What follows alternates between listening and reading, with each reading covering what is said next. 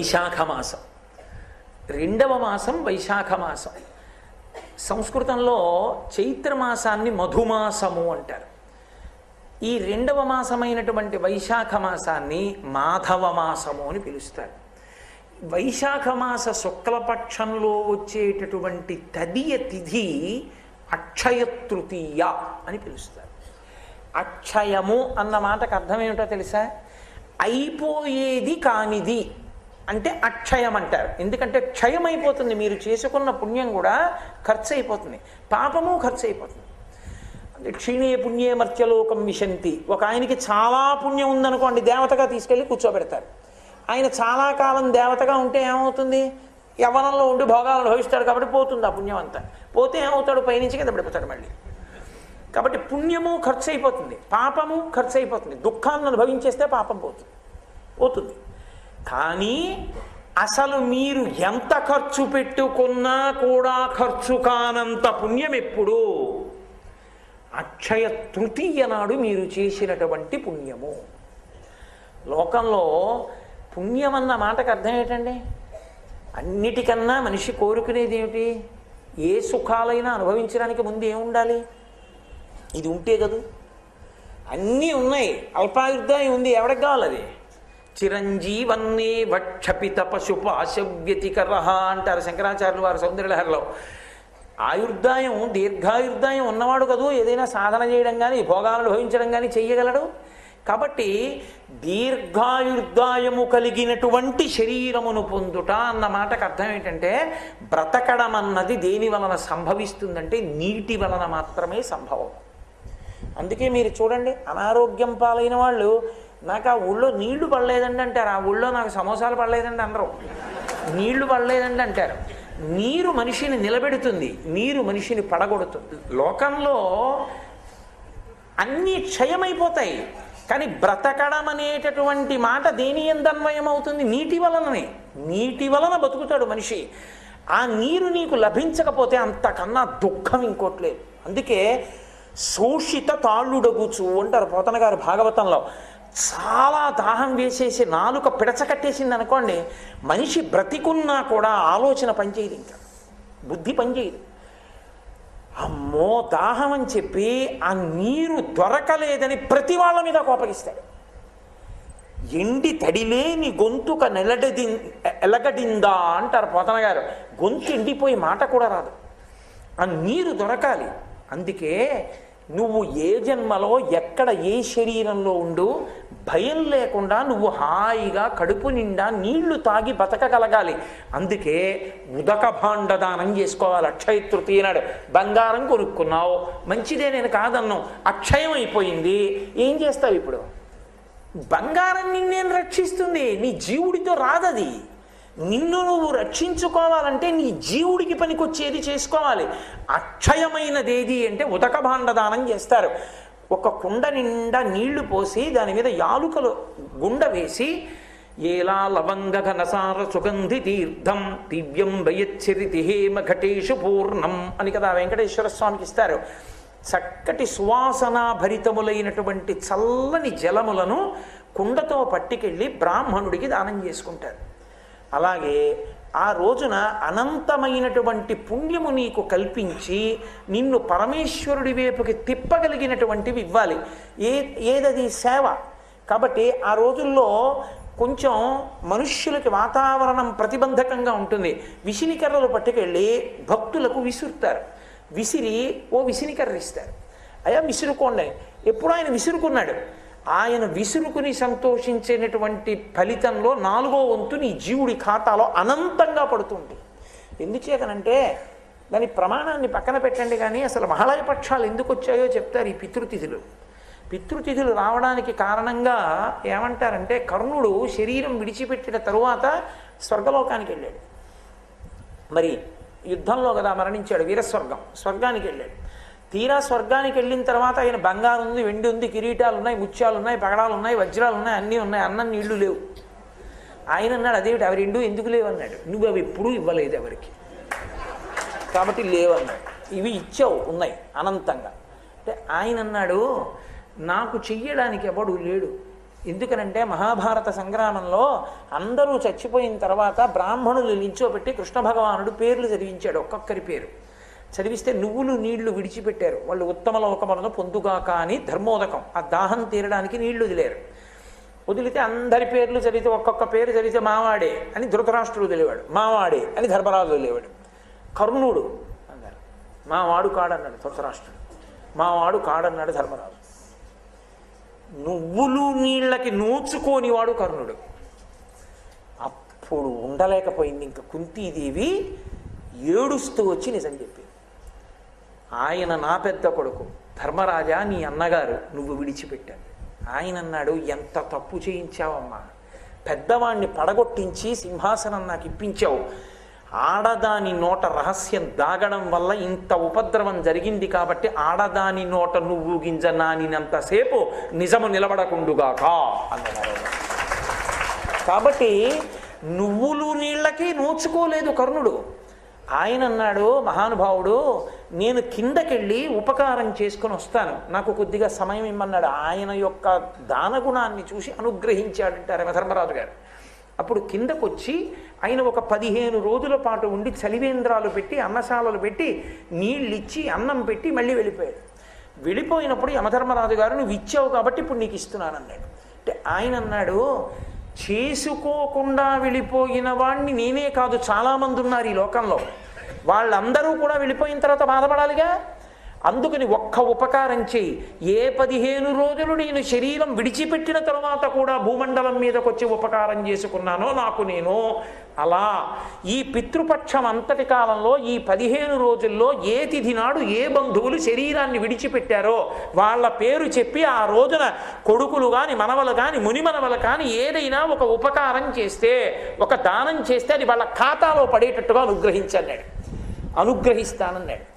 తల్లి కాని తండ్రి కాని పెదనాయన కాని పినతండ్రి కాని తాతగారు కాని ముత్తాతగారు కాని పడిపోయిన తిథి తెలియకపోతే, అలా తెలియనప్పుడు మహళయపక్షం అమావాస్య నాడు పెట్టేసిందన్నారు. అందుకే దానికి మహళయ అమావాస్య అని పేరు. అసలు అమావాస్య నాడు మధ్యాహ్నం 12 గంటలకే పితృదేవతలు వచ్చి గుమ్మం ముందు నిలబడతారు నీళ్ల కోసం. మహళయ అమావాస్య నాడు ఎవరి పేరు మీకు తెలియకపోయినా, మా తాతగారు ఎప్పుడు పడిపోయారో నాకు తెలియకపోయినా, ముత్తాతగారు ఎప్పుడు పడిపోయారో నాకు తెలియకపోయినా, నేను ఒక్కసారి మా పెద్దలందరినీ స్మరించి అమావాస్య నాడు స్వయం పాకం ఇచ్చాననుకోండి, అమావాస్య నాడు ద్రవ్యం ఇచ్చాననుకోండి, అమావాస్య నాడు ఉదకధార విడిచిపెట్టాననుకోండి, విడిచిపెడితే అది బంధువులందరికీ చెందుతుంది. కాబట్టి ఉన్నవాళ్ళు వెళ్ళిపోయిన వాళ్ళకి ఉపకారం చెయ్యగలిగిన ఏకైక రోజు మహాలయ అమావాస్య. పితృపక్షంలో ఈరోజు చెయ్యాలి. మీరు అందుకే ద్రవిడ దేశంలో చూడండి, ఈ పక్షంలో వాళ్ళు ఎక్కడికి వెళ్ళరు, దేవాలయాలకు కూడా వెళ్ళరు. మీరు ఆఖరికి వెంకటాచలంలో కూడా తక్కువగా ఉంటుంది. ఎందుకో తెలుసా? పితృపక్షం వాళ్ళు వెళ్ళరు. పెద్ద పెద్ద ఆఫీసర్స్ కూడా మధ్యాహ్నం అయ్యేటప్పటికీ కారులో దేవాలయాలకు వచ్చి ఆ సరోవరంలో స్నానం చేసి వాళ్ళు ఏ తిథిన నాడు శరీరం విడిచిపెట్టారో వాళ్ళ పేర్లు చెప్పి దానం చేసుకుంటారు. ఈ 15 రోజులు నిజానికి వాళ్ళు క్షురకర్మ కూడా చేయరు, గడ్డం కూడా చేయరు అక్కడ మగాళ్ళు.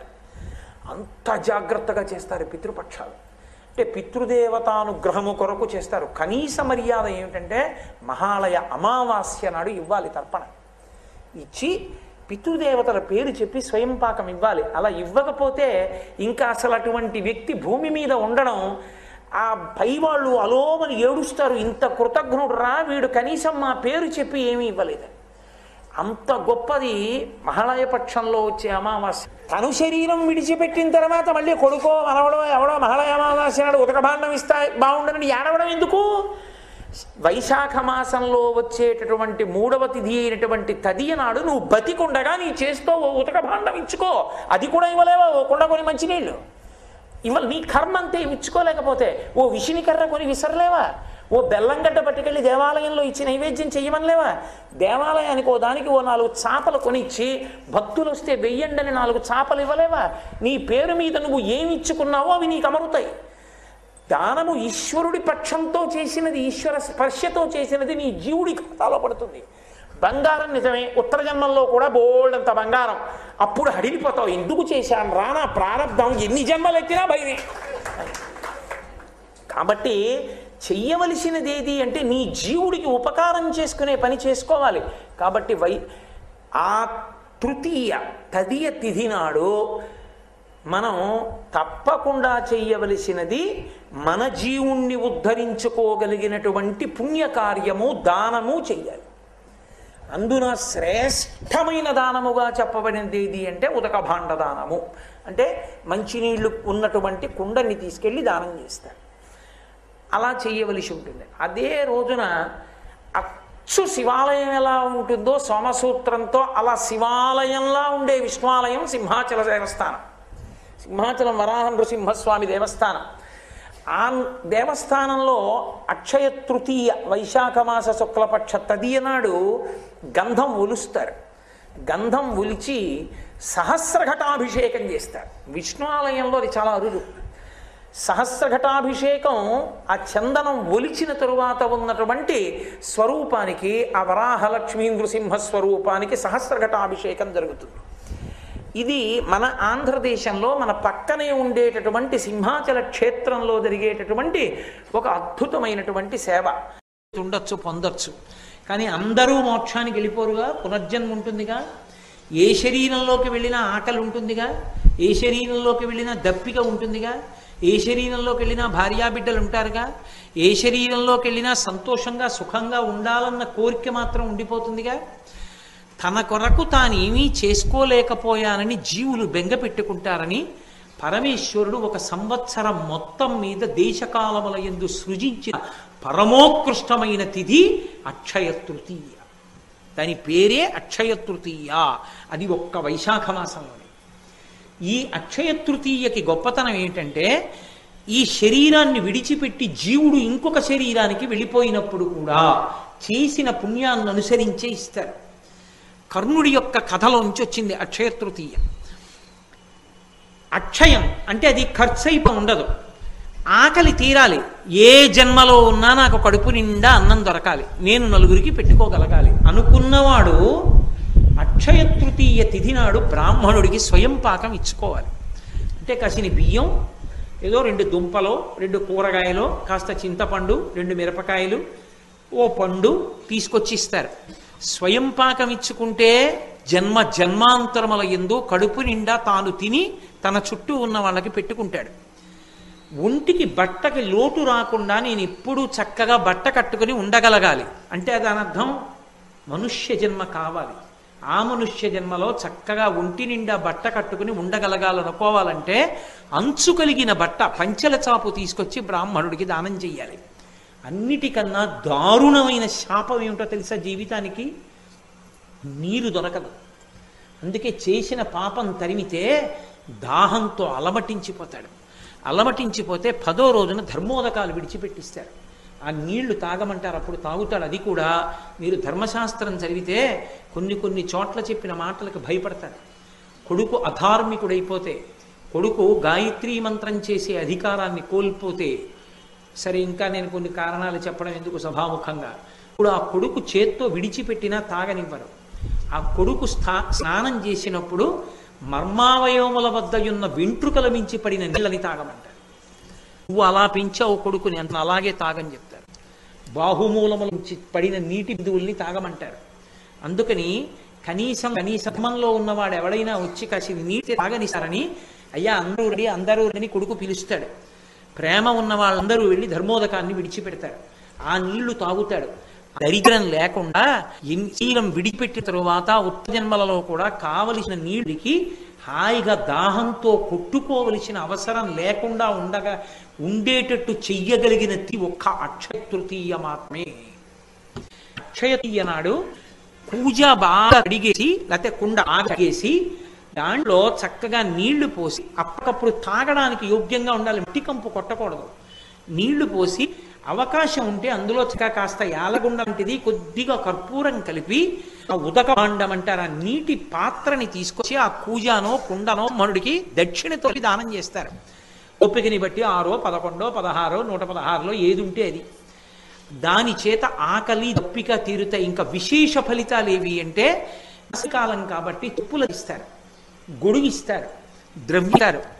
అక్షయ తృతీయ నాడు తప్పకుండా దానం చేసుకోవాలి. అది కూడా నేను మీతో ఒక మాట చెప్తున్నాను. భర్త వచ్చి దానం చేస్తే కానీ ప్రయత్నపూర్వకంగా స్వామి అయిన స్త్రీ, ఐదోతనం ఉన్నటువంటి ఆడవాళ్ళు భర్తతో కలిసి వచ్చి చక్కగా బ్రాహ్మణుడికి ఇచ్చేటప్పుడు అథవా 2 జాకెట్టు బట్టలు పెట్టి అందులో పసుపు కుంకాలు పెట్టి ఇచ్చుకుంటే, ఇవ్వగలిగో చీర ఇస్తే మంచిది. గాజులు పసుపు కుంకం ఇచ్చుకుంటే జన్మ జన్మాంతరములకు యోగ్యమైన భర్తతో సువాసినిత్వాన్ని పొందుతారు. అక్షయం కదండి, అది ఖర్చు అయ్యేది కాదు. కాబట్టి రేపటి తిథిని జారవిడుచుకుంటే అంతకన్నా మూర్ఖత్వం ఇంకోట్లేదు. అక్షయ తృతీయ నాడు బంగారం కొనుక్కోవడం అంటే పాపం కొనుక్కోవడం. కలిపురుషుడు బంగారంలో ఉంటాడు. అక్షయ తృతీయ నాడు బంగారం కొనుక్కోమని ఎవడు చెప్పాడో నాకు అర్థం కాదు. ఎక్కడా లేదు అలాగా. అక్షయ తృతీయ నాడు ఉతక భాండం దానం చేయాలి, స్వయం పాకం ఇవ్వాలి, ద్రవ్యం ఇవ్వాలి, చెప్పుల జత ఇవ్వాలి, లేకపోతే గొడుగు ఇవ్వాలి, లేకపోతే బట్టలు ఇవ్వాలి. అంతేకాని ఇలాంటి పిచ్చి పనులు చేసి బంగారాలు కొనుక్కుని ఇంట్లో పెట్టుకోరు. పాపం వృద్ధి అవుతుంది, అక్షయం అవుతుంది. వైశాఖ మాసం, 2వ మాసం వైశాఖ మాసం. సంస్కృతంలో చైత్రమాసాన్ని మధుమాసము అంటారు. ఈ 2వ మాసమైనటువంటి వైశాఖ మాసాన్ని మాధవ మాసము అని పిలుస్తారు.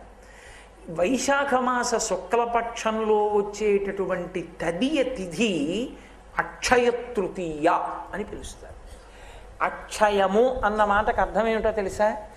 అయిపోయేది కానిది అంటే అక్షయం అంటారు. ఎందుకంటే క్షయం అయిపోతుంది, మీరు చేసుకున్న పుణ్యం కూడా ఖర్చు అయిపోతుంది, పాపము ఖర్చు అయిపోతుంది. క్షీణే పుణ్యే మర్త్యలోకం విశంతి. ఒక ఆయనకి చాలా పుణ్యం ఉందనుకోండి, దేవతగా తీసుకెళ్ళి కూర్చోబెడతారు. ఆయన చాలా కాలం దేవతగా ఉంటే ఏమవుతుంది? యవ్వనంలో ఉండి భోగాలు అనుభవిస్తాడు కాబట్టి పోతుంది ఆ పుణ్యం అంతా. పోతే ఏమవుతాడు? పైనుంచి కింద పడిపోతాడు మళ్ళీ. కాబట్టి పుణ్యము ఖర్చు అయిపోతుంది, పాపము ఖర్చు అయిపోతుంది. దుఃఖాలను అనుభవించేస్తే పాపం పోతుంది. కానీ అసలు మీరు ఎంత ఖర్చు పెట్టుకున్నా కూడా ఖర్చు కానంత పుణ్యం ఎప్పుడు? అక్షయ తృతీయ నాడు మీరు చేసినటువంటి పుణ్యము. లోకంలో పుణ్యం అన్న మాటకు అర్థం ఏంటండి? అన్నిటికన్నా మనిషి కోరుకునేది ఏమిటి? ఏ సుఖాలైనా అనుభవించడానికి ముందు ఏముండాలి? ఇది ఉంటే కదూ. అన్నీ ఉన్నాయి, అల్పాయుర్దాయం ఉంది, ఎవరికి కావాలి అది? చిరంజీవన్నే వక్షపిత పశుపాశవ్యతికర అంటారు శంకరాచార్యులు వారు సౌందర్యలహరిలో. ఆయుర్దాయం, దీర్ఘాయుర్దాయం ఉన్నవాడు కదూ ఏదైనా సాధన చేయడం కానీ భోగాలను అనుభవించడం కానీ చెయ్యగలడు. కాబట్టి దీర్ఘాయుర్దాయము కలిగినటువంటి శరీరమును పొందుట అన్న మాటకు అర్థం ఏంటంటే, బ్రతకడం అన్నది దేని వలన సంభవిస్తుందంటే నీటి వలన మాత్రమే సంభవం. అందుకే మీరు చూడండి, అనారోగ్యం పాలైన వాళ్ళు నాకు ఆ ఊళ్ళో నీళ్లు పడలేదండి అంటారు. ఆ ఊళ్ళో నాకు సమోసాలు పడలేదండి అందరూ. నీళ్లు పడలేదండి అంటారు. నీరు మనిషిని నిలబెడుతుంది, నీరు మనిషిని పడగొడుతుంది. లోకంలో అన్నీ క్షయమైపోతాయి, కానీ బ్రతకడం అనేటటువంటి మాట దేని ఎందన్వయం అవుతుంది? నీటి వలననే. నీటి వలన బతుకుతాడు మనిషి. ఆ నీరు నీకు లభించకపోతే అంతకన్నా దుఃఖం ఇంకోట్లేదు. అందుకే శోషిత తాళ్ళుడగుచు అంటారు పోతన గారు భాగవతంలో. చాలా దాహం వేసేసి నాలుక పిడచకట్టేసింది అనుకోండి, మనిషి బ్రతికున్నా కూడా ఆలోచన పనిచేయదు, ఇంకా బుద్ధి పనిచేయదు. అమ్మో దాహం అని చెప్పి ఆ నీరు దొరకలేదని ప్రతి వాళ్ళ మీద కోపగిస్తాడు. ఎండి తడిలేని గొంతుక ఎలగడిందా అంటారు పోతన గారు. గొంతు ఎండిపోయి మాట కూడా రాదు, ఆ నీరు దొరకాలి. అందుకే నువ్వు ఏ జన్మలో ఎక్కడ ఏ శరీరంలో ఉండు భయం లేకుండా నువ్వు హాయిగా కడుపు నిండా నీళ్లు తాగి బతకగలగాలి. అందుకే ఉదక భాండ దానం చేసుకోవాలి. అక్షయ తృతీయ నాడు బంగారం కొనుక్కున్నావు, మంచిదే, నేను కాదన్నావు, అక్షయం అయిపోయింది, ఏం చేస్తావు ఇప్పుడు? బంగారం నిన్నేం రక్షిస్తుంది? నీ జీవుడితో రాదది. నిన్ను నువ్వు రక్షించుకోవాలంటే నీ జీవుడికి పనికొచ్చేది చేసుకోవాలి. అక్షయమైనది ఏది అంటే ఉదక భాండదానం చేస్తారు. ఒక కుండ నిండా నీళ్లు పోసి దాని మీద యాలుకలు గుండ వేసి ఏలా లవంగ ఘనసార సుగంధి తీర్థం దివ్యం వయచ్చరితి హేమ ఘటేషు పూర్ణం అని కదా వెంకటేశ్వర స్వామికి ఇస్తారు. చక్కటి సువాసనా భరితములైనటువంటి చల్లని జలములను కుండతో పట్టుకెళ్ళి బ్రాహ్మణుడికి దానం చేసుకుంటారు. అలాగే ఆ రోజున అనంతమైనటువంటి పుణ్యము నీకు కల్పించి నిన్ను పరమేశ్వరుడి వైపుకి తిప్పగలిగినటువంటివి ఇవ్వాలి. ఏదది? సేవ. కాబట్టి ఆ రోజుల్లో కొంచెం మనుష్యులకి వాతావరణం ప్రతిబంధకంగా ఉంటుంది. విసినికర్రలు పట్టుకెళ్ళి భక్తులకు విసురుతారు. విసిరి ఓ విసినికర్ర ఇస్తారు. అయ్యా విసురుకోండి. ఎప్పుడు ఆయన విసురుకున్నాడు. ఆయన విసురుకుని సంతోషించేటటువంటి ఫలితంలో 4వ వంతు నీ జీవుడి ఖాతాలో అనంతంగా పడుతుంది. ఎందుచేతనంటే దాని ప్రమాణాన్ని పక్కన పెట్టండి, కానీ అసలు మహాలయ పక్షాలు ఎందుకు వచ్చాయో చెప్తారు ఈ పితృతిథులు. పితృతిథులు రావడానికి కారణంగా ఏమంటారంటే, కర్ణుడు శరీరం విడిచిపెట్టిన తరువాత స్వర్గలోకానికి వెళ్ళాడు. మరి యుద్ధంలో కదా మరణించాడు, వీరస్వర్గం, స్వర్గానికి వెళ్ళాడు. తీరా స్వర్గానికి వెళ్ళిన తర్వాత ఆయన బంగారం ఉంది, వెండి ఉంది, కిరీటాలు ఉన్నాయి, ముత్యాలు ఉన్నాయి, పగడాలు ఉన్నాయి, వజ్రాలు ఉన్నాయి, అన్నీ ఉన్నాయి, అన్నం నీళ్లు లేవు. ఆయన అన్నాడు, అదేమిటి అవి రెండు ఎందుకు లేవు అన్నాడు. నువ్వు అవి ఎప్పుడూ ఇవ్వలేదు ఎవరికి, కాబట్టి లేవన్నాడు. ఇవి ఇచ్చావు, ఉన్నాయి అనంతంగా. అంటే ఆయన అన్నాడు, నాకు చెయ్యడానికి ఎవడు లేడు. ఎందుకనంటే మహాభారత సంగ్రామంలో అందరూ చచ్చిపోయిన తర్వాత బ్రాహ్మణులు నిల్చోబెట్టి కృష్ణ భగవానుడు పేర్లు చదివించాడు. ఒక్కొక్కరి పేరు చదివిస్తే నువ్వులు నీళ్లు విడిచిపెట్టారు. వాళ్ళు ఉత్తమ లోకములను పొందుగాక అని ధర్మోదకం, ఆ దాహం తీరడానికి నీళ్లు వదిలేరు. వదిలితే అందరి పేర్లు చదివితే ఒక్కొక్క పేరు చదివితే మావాడే అని ధృతరాష్ట్రుడు తెలివాడు, మావాడే అని ధర్మరాజు తెలివాడు. కర్ణుడు అన్నారు, మావాడు కాడన్నాడు ధృతరాష్ట్రుడు, మావాడు కాడన్నాడు ధర్మరాజు. నువ్వులు నీళ్ళకి నోచుకోనివాడు కర్ణుడు. అప్పుడు ఉండలేకపోయింది ఇంకా కుంతీదేవి, ఏడుస్తూ వచ్చి నిజం చెప్పింది. ఆయన నా పెద్ద కొడుకు ధర్మరాజా, నీ అన్నగారు నువ్వు విడిచిపెట్టావు. ఆయన అన్నాడు, ఎంత తప్పు చేయించావమ్మా, పెద్దవాణ్ణి పడగొట్టించి సింహాసనం నాకు ఇప్పించావు. ఆడదాని నోట రహస్యం దాగడం వల్ల ఇంత ఉపద్రవం జరిగింది కాబట్టి ఆడదాని నోట నువ్వు గింజ నానినంతసేపు నిజము నిలబడకుండుగాక అన్నారు. కాబట్టి నువ్వులు నీళ్ళకి నోచుకోలేదు కర్ణుడు. ఆయన అన్నాడు, మహానుభావుడు, నేను కిందకెళ్ళి ఉపకారం చేసుకుని వస్తాను, నాకు కొద్దిగా సమయం ఇమ్మన్నాడు. ఆయన యొక్క దానగుణాన్ని చూసి అనుగ్రహించాడంటారు యమధర్మరాజు గారు. అప్పుడు కిందకొచ్చి ఆయన ఒక 15 రోజుల పాటు ఉండి చలివేంద్రాలు పెట్టి అన్నశాలలు పెట్టి నీళ్ళిచ్చి అన్నం పెట్టి మళ్ళీ వెళ్ళిపోయాడు. వెళ్ళిపోయినప్పుడు యమధర్మరాజు గారు, నువ్వు ఇచ్చావు కాబట్టి ఇప్పుడు నీకు ఇస్తున్నాను అన్నాడు. అంటే ఆయన అన్నాడు, చేసుకోకుండా వెళ్ళిపోయిన వాడిని నేనే కాదు చాలామంది ఉన్నారు ఈ లోకంలో, వాళ్ళందరూ కూడా వెళ్ళిపోయిన తర్వాత బాధపడాలిగా.